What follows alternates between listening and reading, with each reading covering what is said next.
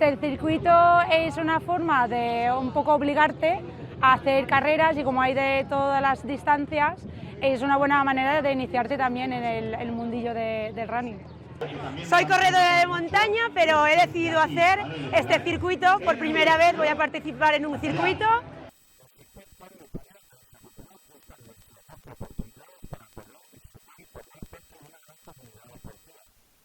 Passar-m'ho bé, disfrutar dels pobles de la comarca y disfrutar de los amigos y la familia.